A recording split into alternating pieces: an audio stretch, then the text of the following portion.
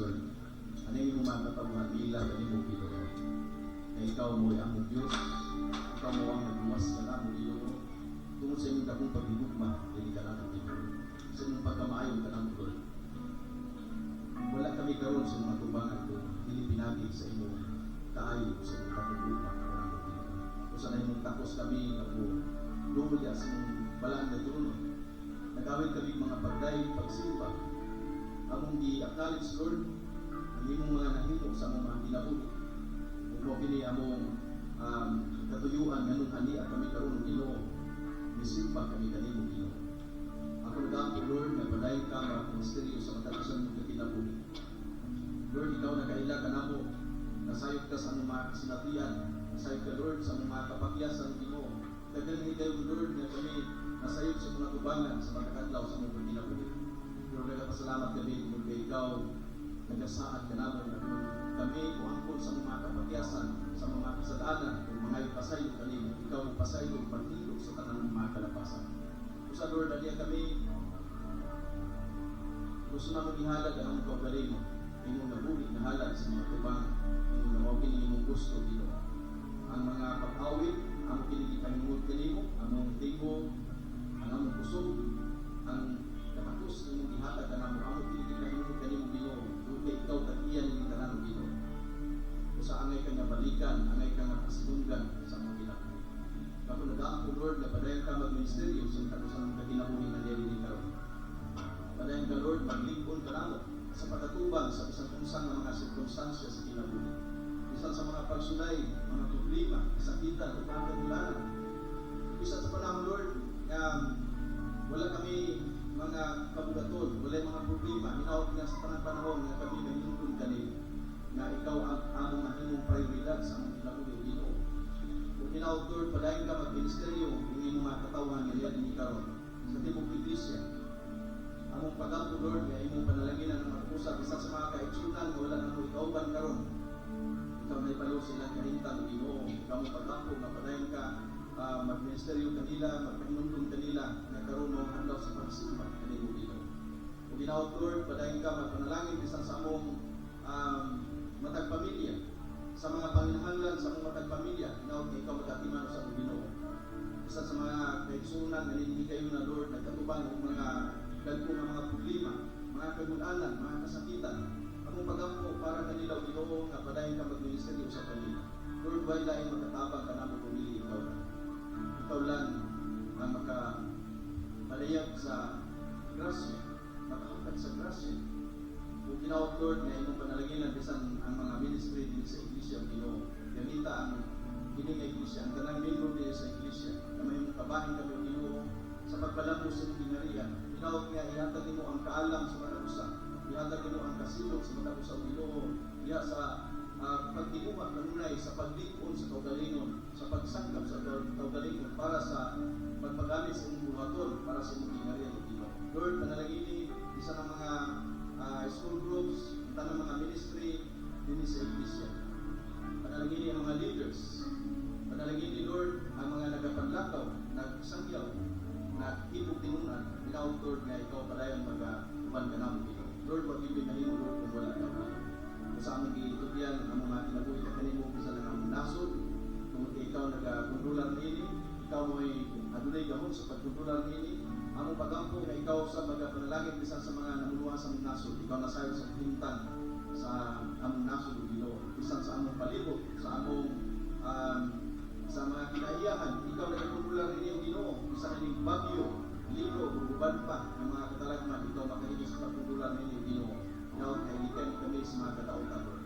Kung ginawag Lord, kaning adlaw ang matagos ka namo kayo kayo sa pagsintro niya sa imong presensya, sa pagsimba kanimo, pagdumaya kanimo, pagpahimog kanimo. Ako yung mga putang kung isang kanimo lamang sa ngalan ni Jesus ang Ginoo. Amen.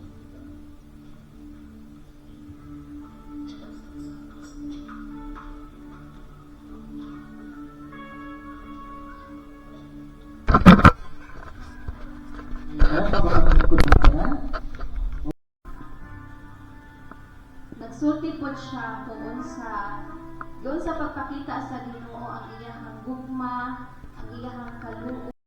naganda ka mga kasing-kasing una-una para sa mensahe nga pagadadoon sa iyang alagad.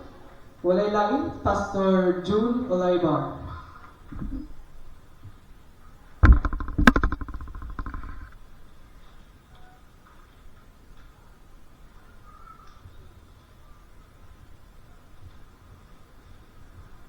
Okay, mayong buntag sa tanan.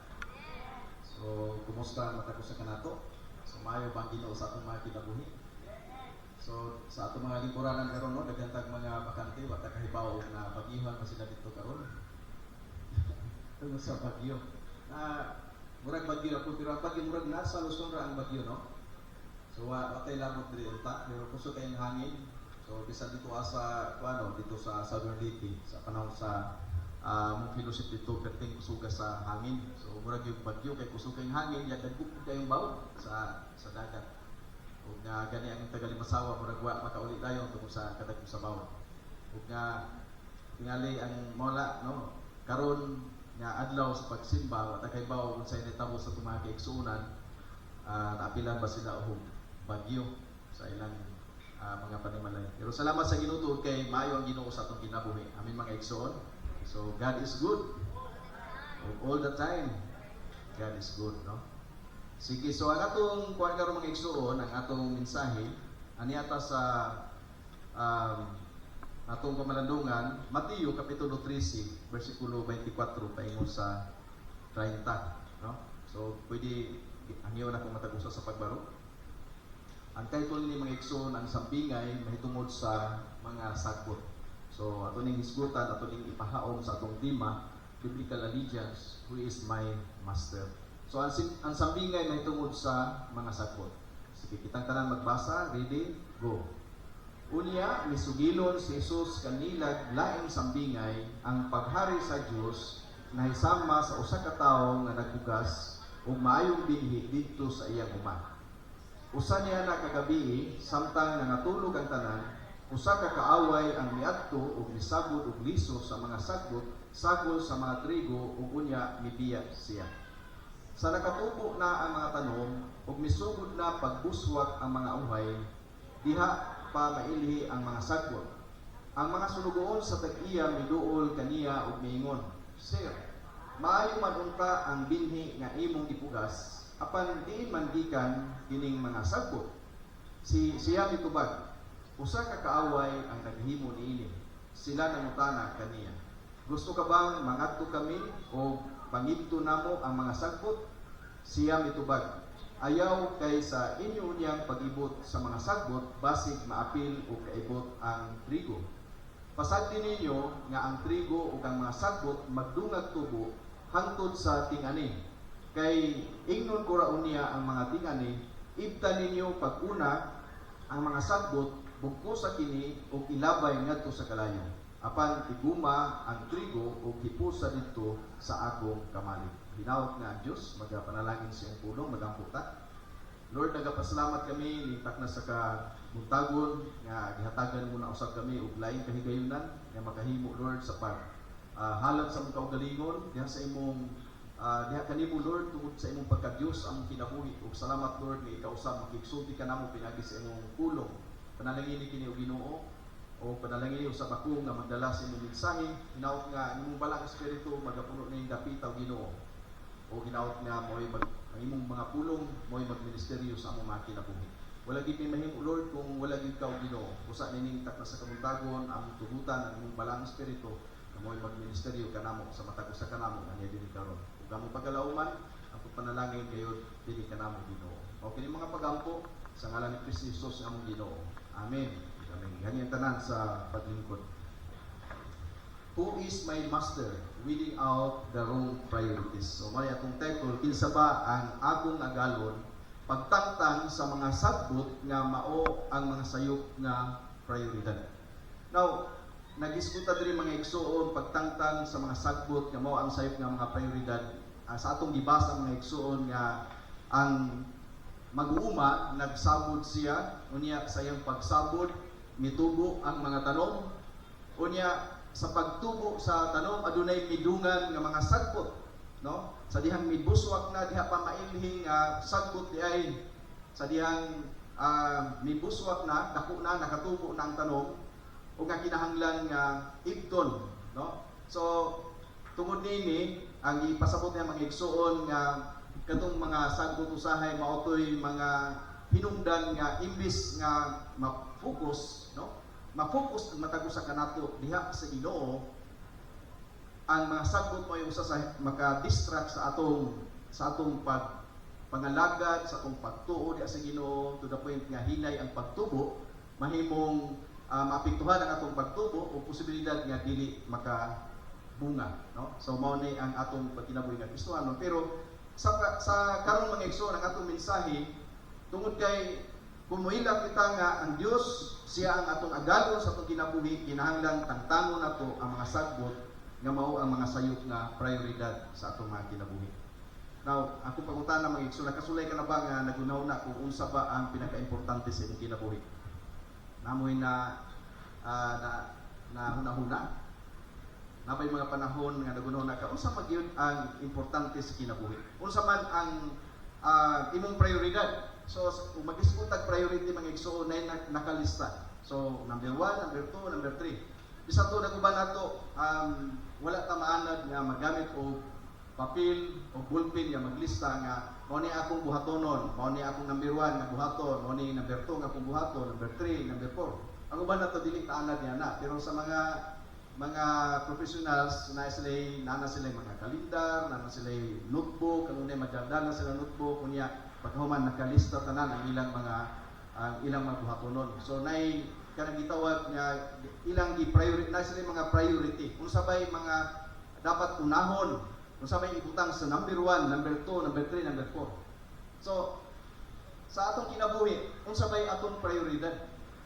Unsa man kasagaran ang atong gihatagan og bili sa atong mga kinabuhi? Unsa man kasagaran atong gipokusan? Unsa man ang kasagaran nga atong giuna sa atong kinabuhi? Imo bang pamilya? Imo bang karir? O ang karir mga igsoon na ba kay talento, gigamit ang imong nagpagamit ka sa imong talento, sige ka og practice nga mahimo kang maayong na singer, maayong na instrumentalist. Sige ba ka og practice nga aron nga kanang mahimo kang mahimong excellent, no? Ang imong pagpresenta sa imong talento, tungkol sa imong talento. So ang imong bang karir, ang pagsunod ba sa social media? So unsa man karon, kanunay ba ka naghawid og cellphone, kanunay ba ka nagsunod sa dagan sa panahon, sa mga balita dito, sa mga kinabuhi sa mga tao, na ba ang imong focus o pagsunod sa imong mga tinguha sa kaugalingon? So mo yung mga pangutana mga igsoon. Atong isgutan karon og tun-an kining atong tema biblical allegiance. Ug mangutana ta sa atong sa matag usa nga kaugalingon. Atong pangutanon atong kaugalingon, kinsa man ang ako agalon. Now sa atong pagsusi no dinhi sa Mateo 13:24 pangko sa 30, atong madiskubrihan nga ang paghimo nato sa Ginoo nga priority. Kung atong himuon nga prioridad ang Ginoo sa atong kinabuhi, nagpasabot nga kinahanglan nga atong tangtangon ang mga sagbot sa mga sayop nga mga prioridad ug pilion siya nga maoy mahimo natong agalon. So mahinaw ko mga igsoon nga kini nga mensahe ning takna sa kabuntagon ato ni masabtan o ato ni maaplikar sa matag usa nato kinabuhi. Now nini nga mensahe atong tun-an ang gitudlo ni Hesus kanato ang mahitungod sa kamahinungdanon sa paghatag og prioridad sa Ginoo labaw sa tanan. No? So atong pamalandungan mga igsoon, ang Ginoo ba mo'y akong prioridad labaw sa tanan? So karon mo ni atong tunan, atong katunan unsaon pagrekognisar o pag-ilang o pagtangtang sa mga sagbot nga maoy mutuok sa atong relasyon diha sa Ginoo ug unsaon nato paghimo siya ang Ginoo nga atong agalon sa atong mga kinabuhi. Now, tulo ka butan, number 1, ang sambingay sa trigo o mga sagbot mo niya atong tunan karon. Ikaduha, ang kakuyaw o kadelikatuhan sa mga sagbot o ang ikatulo, ang kamahinungdanon sa paghatag o prioridad sa Ginoo. Now, number 1, atong tunan ang sambingay sa trigo o mga sagbot, the parable of wheat and the weeds. Now, sa atong gibasa kaganina mga igsoon sa Mateo 13, nagingon riya, unya misugilon si Jesus kanila laing sambingay. Ang paghari sa Dios nahisama sa usa ka tawo nga nagugas og maayong binhi didto sa iyang uma. Usa niya na kagabi samtang nangatulog ang tanan, usa ka kaaway ang miadto ug misabot og liso sa mga sagot sagos sa trigo ug unya mipiya. Now, diri mga igsuno gihimong sambingay ni Jesus Christ ang mahitungod sa paghari sa Dios o mahitungod sa gingarian sa Dios. So sa paghari sa Dios, parehas ni sa usa ka sa nahitabo mga igsuno, sa usa ka mag-uuma nga nagsabot siya og binhi dito sa kaumahan. So kinsa may naka-experience magsabot, ikaw sa naka-experience nagsabot. Nagsabot kag bini. So ang sa ato pamagi no, pagsabot na uban nga magsabot usa pagkahuman ganihon usa kay tanom. Napoy uban nga ang ilang isabot ditso na katong isabot nila mao na to ang motorot, diretso na to siya. Diretso na ha? Oh, diretso na to nga anihon. Pero ang kasagaran na to gibuhat diri sa ato ang i-practice nga maghimo sa og tagod no unya paghuman ganihon pa ang tagod nya usa pa itanom. Pero sa dinhi nga sitwasyon ang pagsabod diretso na kaysa pag-ingon diri nga ingon diri no usa niya may sama sa usa ka tawo nga nagbugas og mayong bini dito sa iyang uma. Usa niya kagabi samtang nangatulog ang tanan, usa ka kaaway ang miadto og misabot og liso sa mga sagot sagol sa trigo ug unya mibiya.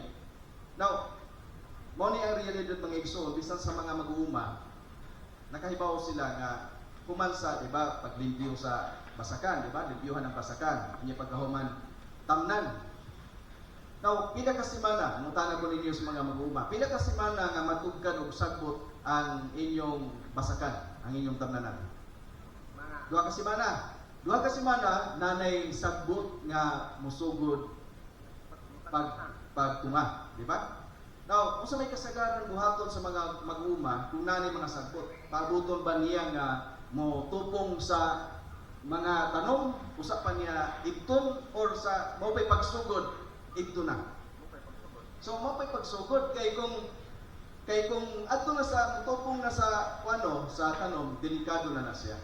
No? So mo ni atong isgutan niya number 1 pero napata karon diri sa kining ansambingay sa trigo ug mga sagbot, no? Now, sa realidad mga igsuon naagyoy mga sagbot nga moturo. O sa espirituhanon nga kahimtang mga igsuon, kung adunay pulong sa Ginoo nga magsugod pagtubo sa matag usa kanato, si Satanas maningkamot pod nga musabot siya sa iyang mga liso nga mutubo kauban sa tanom, kauban sa pulong sa Ginoo aron nga kung mutubo na pudto maotoy mutuok, maotoy kanang maghimo og distraction, no, dili makapokus ka sa imong pagtuo o pagkinabuhi diha sa Ginoo. So mo ning ipakita sa sambingay mga igsuon nga si Satanas maningkamot gyud siya. O dili ni si tawag ini, dili ta makalikay nini mga igsuon. Matag usa nato nakasinatin ini, di ba? Bisan gali pagpaingon siguro nato sa simbahan, nakasugat og mga pagsulay. Di ba? Ang mga pagsulay, siyempre si Satanas mo ay nagtrabaho niya ng mga igsoon na ay para sa Ginoo tugbangan ni Satanas. Diba? Makinumdum ta sa bisan sa pagbuhat pa sa unang tao, si Adan ug si Eva, ginaan sila makakaon mo sa tanang bunga sa kahoy, yun niya pagkahuman, mingon si Satanas, dili tinuod nga mamatay, ingon na Ginoo, kung mukaon mo nini mamatay mo. Pero si Satanas gitugban pod, mingon si Satanas, dili tinuod nga mamatay mo. Tungod kay gusto ni Satanas magpakita siya og mga maayong butang usab dinhi kanato. No? So, mo ni ato makita diri mga igsoon, kung ato tanaw mo sa purpose sa kaaway sa iyang pagsabot og bini. No? Ingon diri para ang trigo dili makatubo og maayo og dili makabunga. Pero mangutana ko ninyo mga igsoon, kabubuton ba sa Ginoo nga magtubo ta sa atong espirituhanong kinabuhi? Kabubuton na sa Ginoo. No? Gusto sa Ginoo nga magtubo ta. Kung sa may mga pamaagi sa pagtubo, daghay pamaagi sa pagtubo, kinahanglan nato ang kadasig, sa pagbasa sa pulong sa Ginoo, pag-ampo, kinahanglan nato ang kadasig sa pag-apil og mga kalihukan sa atong mga Bible study, sa atong prayer meeting, mga fellowship, sa pagsimba, sa mga pagtuon, sa small groups, mga pamaagi ng mga igsuon aron kita magtubo. mo na'y gusto sa Ginoo nga mahitabo nato, pero si Satanas mangita siya og paagi nga imbis nga muhatag kag panahon para sa Ginoo, para sa